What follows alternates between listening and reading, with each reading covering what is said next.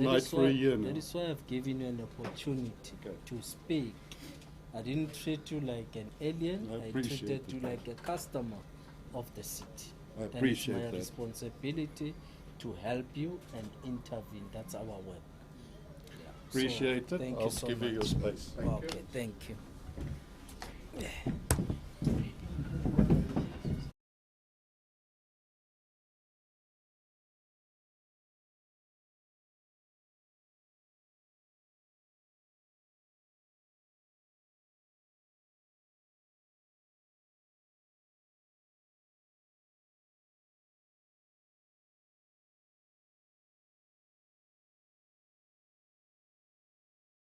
Supposed to do all this. I apologize, Khartoum. We also had a meeting since 6:30 this morning, looking at the interventions that we're trying to do. So greetings to you once more, and greetings to the residents of Johannesburg. The first part that we want to speak to is the water demand management, which is an important part of the work that we're doing. You'd know that we have been trying to reduce the consumption in Johannesburg, and the bulk of it is as a result of our water losses, which continue to stretch our demand in Joburg. Also included is residents' consumption, which is quite higher than it should be. We're supposed to be at least consuming about 1,550 megaliters a day.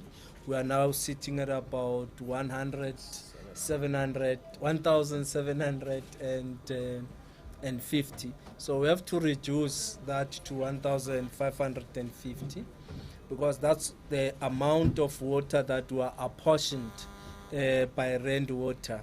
So we are looking at how best we can do that. Part of the strategy is throttling. As you know that particularly at night, we try to throttle water so that we can reduce the losses during the night, and also to reduce which will contribute to us reducing that we consume in Johannesburg. So it's an important part as journalists. As we report on the non-availability in other areas, it's important to also speak about water demand, conservation of water, and how we use the water in our areas. So it's an important part that I thought I should start with. We have been working towards reducing it. It's taking time, but we want our residents, for example, residents should not be watering their gardens, especially during the day. Preferably after 6 in the evening, it's better to water your garden, but would prefer you at this stage where we are trying to manage a distribution of water, that it is very much important that you don't water your gardens, you don't use clean water for you. Also requesting them to recycle the water so that we reduce the demand. Can we have order there? Colleagues, please keep it down. Can they probably move? Please. Because they're disturbing that we're doing. So that's the part of what I thought I should start with. But of importance, therefore, is the areas that are better. Mid-rent area, and I'll try and speak to the reservoirs themselves in terms of percentages that we're beginning to see in mid-rent. As you know, that's where we're affected just around the period in January the 26th. That's when the water reservoir, the rainwater reservoir, had a leak. It's called the Klipfontein reservoir, which had a leak, and we had to try and restore that reservoir. And the indication was that yes, it will take time for the Joburg reservoirs to then pick up and get sufficient water to supply. Where we are now, we are only battling in true sense at the Errant reservoir and tower, which is not picking up in the manner in which we wanted to pick it up. So it's sitting at about 2%. But what we have also done with the reservoir is to bypass the reservoir so that the supply of water that we can provide in the area. You know, in January we did indicate that the Grand Central was battling, but Grand Central has shown an improvement at 55% for the reservoir and 47% at the tower, which is an indication that we're improving. Not everyone has water now, but we are seeing an improvement in the area. President Park, which supplies a much larger area, has also improved at about 57%.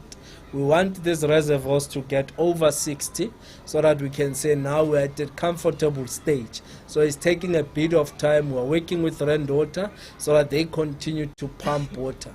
But what they also had to do was to balance Johannesburg and Ekurhuleni and Tshwane. So that forced the pumping to be done at a particular technique so that you can allow everybody to have water. You know that that reservoir affected Tshwane, Ekurhuleni and Johannesburg. But where we are, we think we are now improving, and we are getting feedback from customers as and when they're beginning to get water. At times you'd find that the system at night might experience problems after 6, 7 because people now start harvesting water, and that drains the reservoirs quite much quicker. Can you go to the next area, which I think we are seeing an improvement, is the area around Randburg and Roodepoort, which remains stable with no real challenges, except for one reservoir which is at 32%, which is the Constantia Tower, and we are trying to get it to an acceptable percentage. And we then go to the Meredale, which will have Rosettenville, Honeydew, Cosmo, etc., is sitting quite comfortable without challenges. Now let's go to an area where we think there's challenges now, which is Ayrton, Crown Gardens, Eagle's Nest, Chawela, Doornkop North, Jabulani, Meadowlands, Power Park Tower, Zondi, Kibla Park and Glen Vista. These are the areas that are currently adversely affected, and we are doing our level best, except for Ayrton, which is sitting at 85%, which is quite okay for us to supply those areas. Crown Gardens is at 26, it's quite bad. So these are the areas. Eagle Nest at 5, Chawela at 23. At least we have seen an improvement on the Doornkop North at 45%, 25% for Meadowlands, 4% for Power Park, Zondi 21, and Kibla Park at 49, and Glen Vista at 20%. What we have also done is to bypass the Jabulani. You know that Jabulani reservoir is quite damaged. We have commissioned it for refurbishment, so we have bypassed so that at least we can continue to supply water in the Soweto area. So those are the areas that are affected, and our technicians and engineers are busy on the ground so that we can get this thing right. We were affected by a possible strike which started on Friday, started in a form of a go-slow. By yesterday, the management of Joburg Water together with SAMU, they then reached an agreement, and everybody is now back at work, whilst the 2 weeks that they've agreed on will allow management and labor to resolve the challenges that exist currently. But in the meantime, all workers have returned back to their stations. We have agreed with the Minister and the Deputy Minister of Water this morning that they will also be giving necessary support together with Rand Water, because part of what we require Rand Water to be doing is to pump so that its reservoirs can be full to capacity, so that they can then be able to pump into our reservoirs as Joburg Water. So that's where we are in terms of the updates, and would want to increase the frequency of updates to yourselves as the media, and of course to our customers. The normal interventions in terms of provision of water tankers will also be continuing. But also on the good news, we are completing what should have been completed last year, November, which is this reservoir and tower, which is now at testing and commissioning. We are hoping to be fully functional by month end. By month end of February, it will then be fully functional. I think it's at 37, if I'm correct, million liters. Am I right?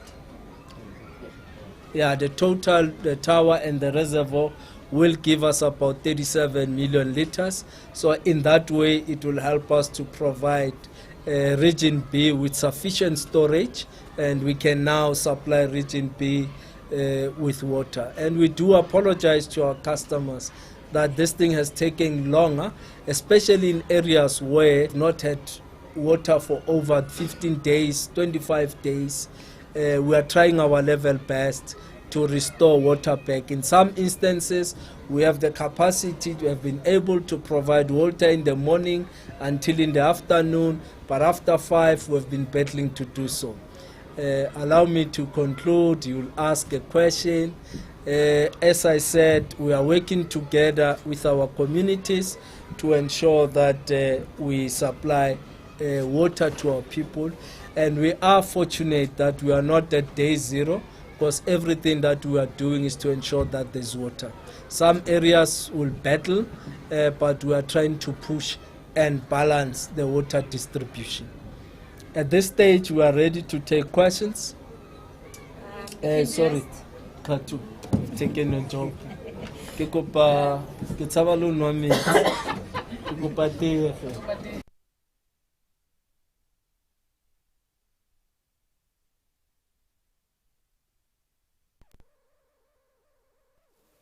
You are from and to whom your question is directed to. The MD of Joburg Water is here. The MMC for Environment and Infrastructure Service, MMC Sigwaila, is also here, as well as Mr. Randil Nico, who is a Senior Manager for Networks at Joburg Water. I'll start here. Your name and which media house you're from.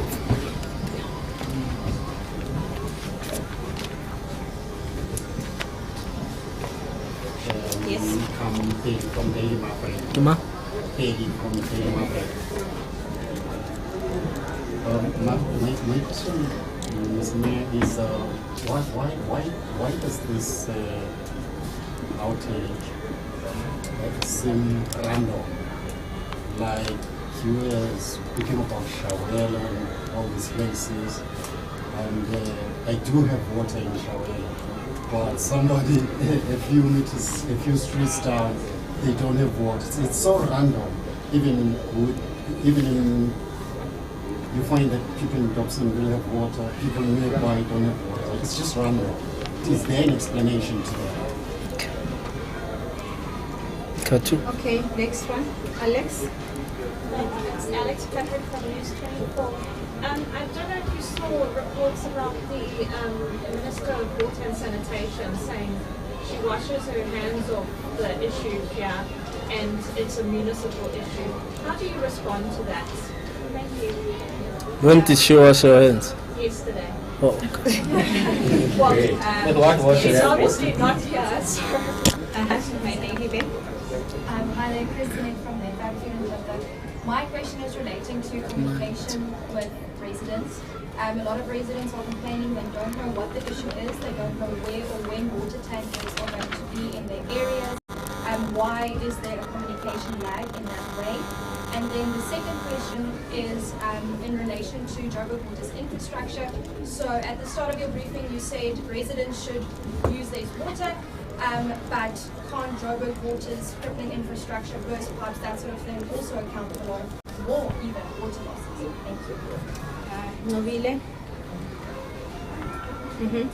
I'm from DMCA. Mayor, should the water crisis be declared a national state of disaster? First question. The second question, is there a particular reason why we've seen this sort of increase in the outages? We've always known of like this sort of area, the south of Johannesburg and a little bit of the east.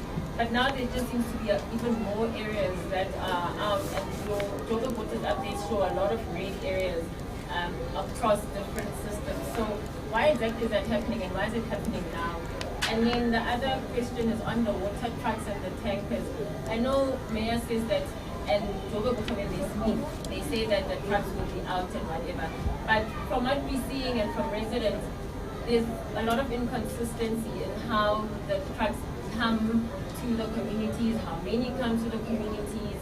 A lot seem to be stranded, where there isn't a set program or way that the trucks are coming. And this is what we've also seen on the ground, that it seems very erratic. So can we just get clarity on why that seems to be happening?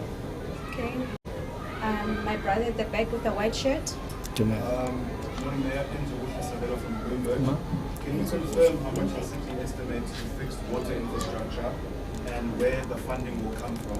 And based on your estimations, and based on what we've seen going on in Eisner, how close would Joburg be to day zero? Okay.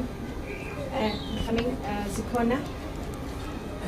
Zikona Chono from Kaya News. Mayor, 2 questions. The first one is, what would you like the residents of the city to take away from this update today? We've seen them out protesting in various areas this morning. And the second one is, are we facing a possible water shedding similar to load shedding? Yes. Abula Mandela from News from Africa. Mine is really just to understand the duration. The mayor spoke about various reservoirs that are sitting at 5, 20% and so on. What's the duration that you estimate that you will get to the 60% so that they're able to keep it? Okay. Ferial. Good afternoon, Mayor. It's Farrell Adam from Watercan. I think for me, I'm a bit concerned that, well, I do think we have a national day zero, a day zero in the city of Joburg in terms of infrastructure. And I do think we need to call for a national disaster. Infrastructure is not just Joburg, it's the country. But I'm really surprised that, the issues that we're seeing in the commando system, and then the ones affected by Alexander Park, the Hector Norris pump station where Selby has been reliant on water tanks for about 6 months. I think those should be the key focus for me in terms of getting a stable system. And I don't hear the answers. And it's not enough for us to just be patient anymore, because many of these areas people are going on day 25 and day 20. So I really think that there needs to be a bigger urgency given to those areas without the water. And it's not pockets, it's large amounts of people who have not had water for many days. And for me, that is classified as a day zero. Okay. And then Kwena. That will be my last question for the first round. My name is Dino Shine from the solution. My question is mostly on Bele proper. The residents are saying that they're now being built for air when there's no water coming from their pipes. They're being built for? Air. So now they're saying, well, on top of that, they are wondering whether or not there's a possible tax boycott on their side. And then it's basically pleading with the city to give them water, or they want a tax boycott. Okay. AM can take the first round. Okay. Maybe let me deal with the question by Kwena in relation to billing. Well, you should not be billed for what you have not consumed. It's a matter of principle. So customers that have been billed for water and have not had water, they should come forward so that we look at their bills. It could have been they are currently on estimates. As you know, that our credit control management allows us to estimate you for 3 months, and beyond the 3 months it must be an actual. So it could be that they are still on estimate, so they must just submit their invoices or their bills so that the reversals can take place. So it should not be much of a difficulty, especially to our customers that continue to pay the city without fail. So they can just present themselves, and then we will do the necessary adjustment to the accounts, because it is not fair to be billed for something that you have not consumed. So it means it's basically on estimates, so we must correct that particular. So I thought that's how I could respond, and we do need our residents to continue to pay for their rates and taxes, as we need this money also to invest into the infrastructure, albeit the challenges that are there, which I think we must continue to work together to resolve the challenges that affect our communities. We also have a difficulty in terms of the inaccurate bills, which is an important part that we should talk to. That yes, we are experiencing about 16,000 on a month-to-month of inaccurate bills that have queries that we must resolve. And there are challenges at times. It's as a result of not feeding the correct information into the system. In some instances, it's as a result of estimations, and in some instances, it's our lack to have sufficient people to deal with meter reading on the ground.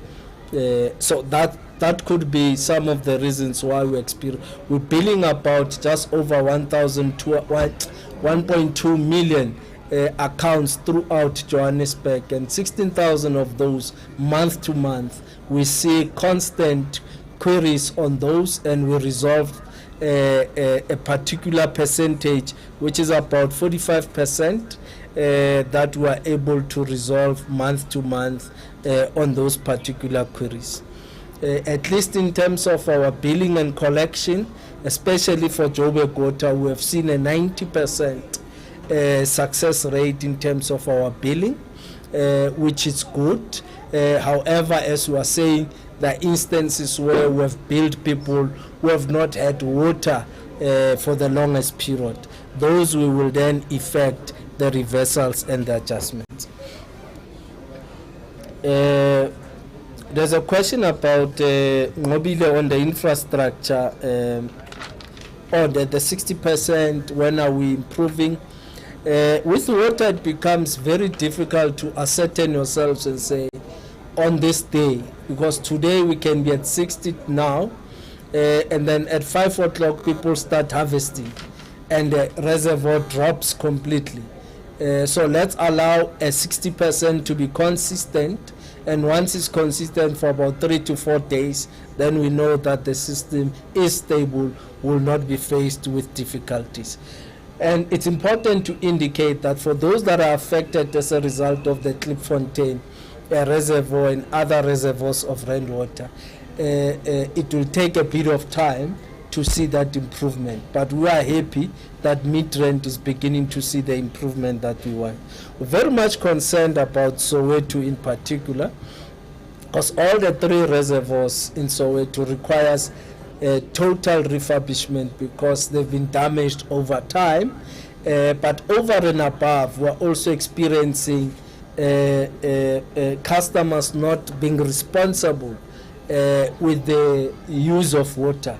As you know, that the bulk of Soweto in particular is deemed consumption. So there's no sense of responsibility on the usage of water, and that is why there's a lot of engagement we are doing with ward councillors and communities in Soweto. And I think tomorrow I'm also going to Soweto just on consumption, because we need to preach this gospel on usage in consumption areas.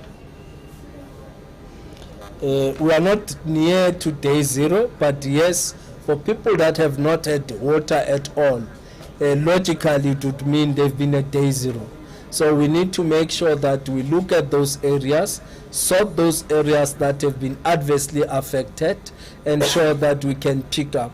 And I think the weather is not also insisting in terms of the heat wave, and people are consuming more water. So we need to ensure that we pick up MD and the team. We have also taken a decision this morning that we will be visiting all the depots, meeting with the actual engineers on the grounds, technicians on the ground, to understand what the gravity of the challenges that we have.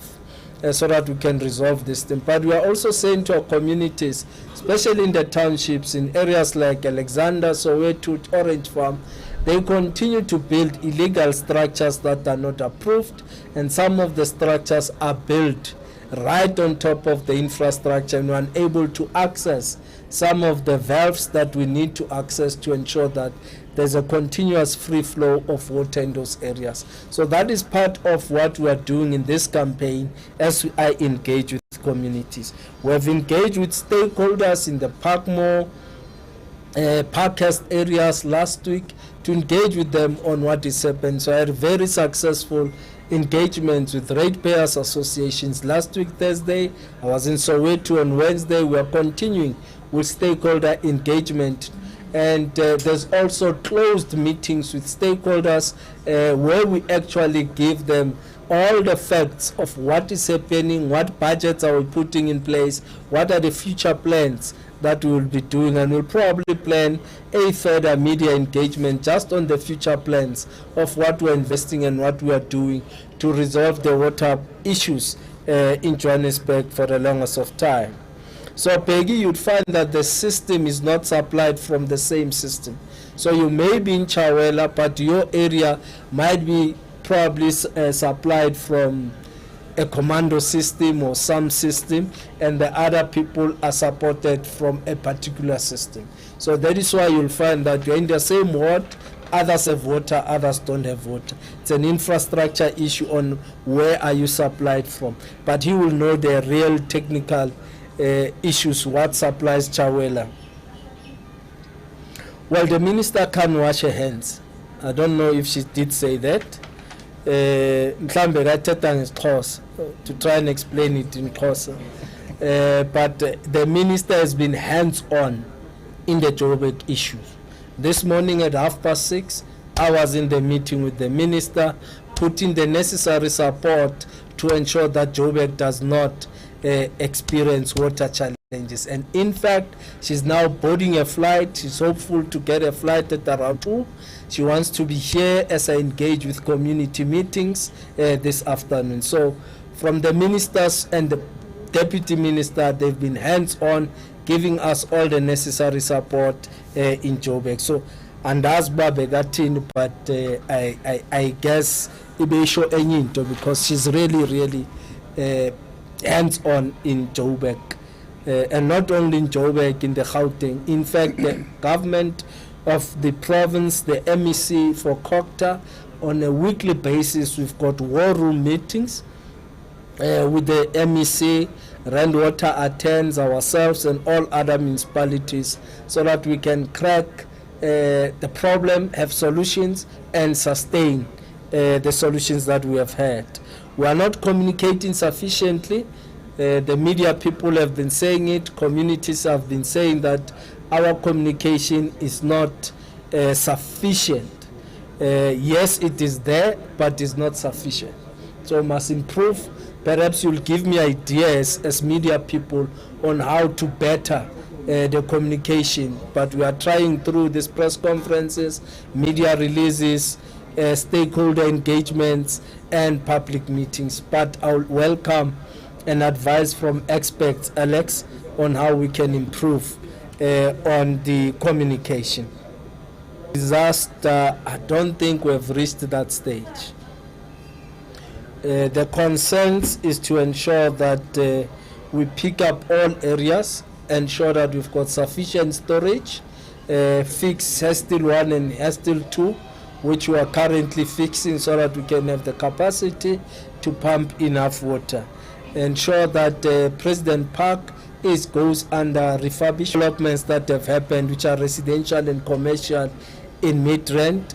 They've moved much faster than our infrastructure. So we're improving with 4 reservoirs and 3 towers. 1 tower is almost complete, is at commissioning, so we should be able to bring it on board to assist with the water supply. We're also relooking at the size into the future of our reservoirs. As you know that some of the reservoirs are basically 7 megaliters. We need to broaden in the new that we build much bigger reservoirs to be able to sustain and maintain water storage in our area.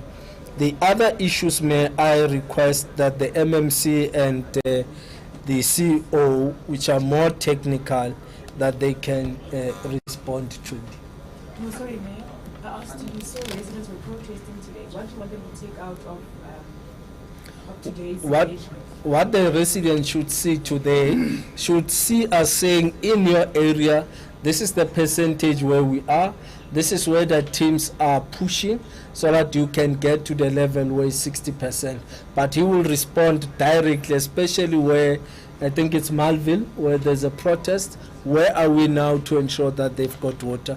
He will give a more technical response. Bloomberg asked on the funding. It's a bigger issue. We are working very hard to ring-fence one through the National Treasury reforms, and there's also a benefit depending on the work that we do, that we will receive a particular grant from National Treasury which will help us to invest into the infrastructure. Ourselves as the city, we are also raising capital. We have raised about 500 from financing institutions to finance the refurbishment of reservoirs, about 500 million. So we continue to look at other models on how best we can raise money. And I think with National Treasury reforms, they will then help us to ring-fence a particular revenue into the water business and ring-fence that for the infrastructure. In this year's budget, we are currently sitting at about 1.7 billion. We hope that we will increase into the new financial year, and the bulk of it will then be targeted at ensuring that we can invest into our water business. Our backlog is too huge, 27 billion, so we need to confront that challenge with energy and preparedness to resolve the water challenge in Joburg. Can I ask the MMC and the MD to take the other questions?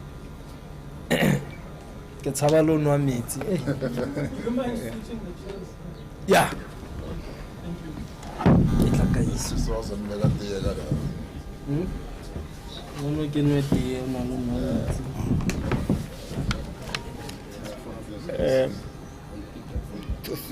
Thank you very much, EM, and to the colleagues from the various media houses. Let me start by expanding on the question that was asked by Betty, which the mayor have responded on it, around that why you'll find that you are in the same locality. Part of that area is having water, part doesn't have. Of course, the mayor have indicated that you'll find that in that area you are getting water from two different sources, in other words, two different systems. I want to also bring to your attention that it will sometimes happen that we are even on one system, but you're not getting water, all of you. The reason being also, we've been embarking on a process of really managing demand for Johannesburg. When the mayor indicated that historically our demand was at about 1,800, you'll recall about just over a year back, we were able to reduce it to 1,700. So what have we done? Of course, above the measure that we do, some of them around closing and so on, we've been embarking on the process of pressure management. And what does it do? We reduce pressure in the specific zone where we know that pressure is high, we have high losses, and so on. And of course, when we reduce pressure, there will be less flow coming in. And we've been communicating to say that part of the solution from the technical point of view, pressure management is a quick win that needs to be, we need to carry on with it. But the issue is that as we implement that, we also need the residents within that also assist us, because when you reduce pressure, less flow, residents in that area will need to assist us by reducing demand. Because if you maintain demand at the same area where it was historically, certainly the system is not going to balance. There will be few people that will struggle, especially high-lying area. So the concept of reducing pressure in this various system which we are working on, it also needs to be supported by the residents within that particular area. And that's where now the issue of water conservation comes in, where we appeal to the resident. And I must say up front, when we appeal to the residents, of course our message is directed mainly to those areas where we are supplying water right now. As much as the area that we are struggling, the bigger part of the city we are supplying water. When we say residents must assist us by conserving water, it will help us to be able to stabilize the overall system, and even those that are not getting water, then they'll be able to get. So I'm saying this because sometimes residents think that when we talk about conserving, we are targeting those residents that are struggling to get water, and we end up getting negative feedback. Our message really is targeting to those that are getting water. So on the issue around our infrastructure, indeed our infrastructure is also contributing. We're not running away from that, and hence the mayor indicated also that we have work to do on our infrastructure, and it is for that reason that the council in July 2024 approved a turnaround strategy to improve the investment in water infrastructure over the 10-year period. We are in year one of that investment, and we have seen results, of course, from the investment allocation within the city, whereby if you look at the water in the current year, there's a significant investment going to water infrastructure than previously. So it is part of the journey that we want to stabilize the water infrastructure, where we'll be investing about 32 billion over the next 10 years. Part of that will be going to pipe replacement, because our pipe network is contributing to the problem. Hence, we need to be able to make sure that we are replacing pipes at the faster rate. And it is part of the measure work that will happen within the first few years of this strategy. My colleague Nico will deal with the issue of the water tanker. On the issue relating to a question relating to this specific area, there was a question talking about why are we not hearing what is happening in relation to Cell B, in relation to commando system, and so on. Indeed, there's specific work that we are doing. And I'm going to start by responding to the question for commando system. Commando system, indeed, it's an area that, a system that really we've been struggling with it for many years. And it's for that reason why, where we are, there's a reservoir going up on the tower. And a few kilometers from here, there's a pump station that's going up. Again, few kilometers from here, there's a pipeline, almost 5 kilometers, new pipe backline coming into the area. And all this work that we've been doing for the last 2 years or so, we are starting slowly to see them coming on stream. As the mayor indicated, both tower and the reservoir, they are going to be commissioned fully by end of this year. We are currently in the testing and commissioning. We've started using it, but fully to make sure that we hand over to our operation is going to happen by end of this month. And this will help us to stabilize the system. What other things that we've been doing in the up to now, these are really interim measures just to try to make sure that we get water to the community. But this investment that's going in here, or the infrastructure that we are doing, it is what's going to give us a sustainable solution. And we are on track. Of course, other projects relating to commando system, like the pump station, like the backline, will be completing them towards end of the year. But of course, we'll be getting benefit already from end of this month from those work that, or part of the projects that are going to be completed. On the Cell B really is part of our inner city system. This is our hectare notice system. We have a pipeline there that we are replacing about 200 meters. Of course, our team have tried to fix that pipeline end of last year, number of times, and we can't be able to get it right anymore. The pipeline is very bad. The only solution is for us to replace the section of 200 meters. And we have contractors already that are on the ground that are busy replacing that, and is the work that's going to be finished before end of March, so that we can be able to stabilize the supply in that particular area.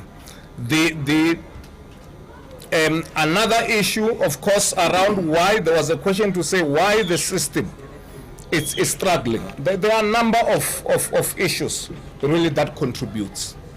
You've heard us talking about demand. That, of course, when we talk about demand, we're talking about the overall demand across the city. As the mayor indicated, what we are consuming now is about 1,700 megaliters, which the system from our bulk supply cannot be able to supply us at that rate. We need to reduce that demand down to about 1,550. That's issue number one, because what happens is that whenever, say for instance, there is a technical issue in the system, you'll find that the system takes very long time to recover. This is what we are seeing after the incident that happened, which the mayor, some of them referred to them end of January or so, because the system is operating as a stretch level, it takes time to recover, simply because the demand or the utilization is at a rate which is much higher than what the system is able to provide. So we need to be making sure that on our side we deal with the infrastructure issue that contribute to the issue of the losses, and at the same time we appeal to the residents. So I will ask Nico to deal with the a question for water tanker, but we'll also deal with specific work that we are doing in Hestel 2, which is really dealing with the communities around Melville and so on, because there's work that we are doing in that area.